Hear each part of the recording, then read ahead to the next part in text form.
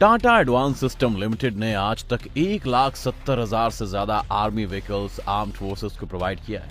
TASL और Airbus 20,000 crore की deal के तहत ये दोनों कंपनियां मिलकर C295 की असेंबली लाइन धोलेरा SIR में बनाने जा रहे हैं, जिसके लिए टाटा एयरबस ने नवगाम, जहां धोलेरा इंटरनेशनल एयरपोर्ट बनाया जा रहा है, वहीं पर 1426 एकड़ लैंड एक्वायर कर रहा है। ये इंडियन डिफेंस के इतिहास में एक बहुत बड़ी डेवलपमेंट है। फ्रांस में निर्मित C295 Boeing C-17 global master की तरह ही मिलिट्री ट्रांसपोर्ट विमान है।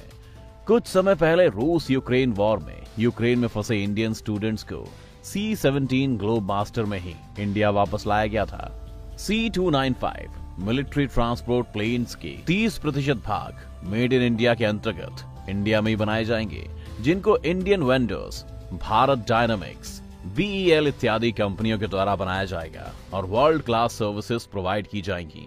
टाटा के CEO सुकरण सिंह ने आत्मनिर्भर भारत के अंदर इस डील को एक बिग मोमेंट का दर्जा दिया है।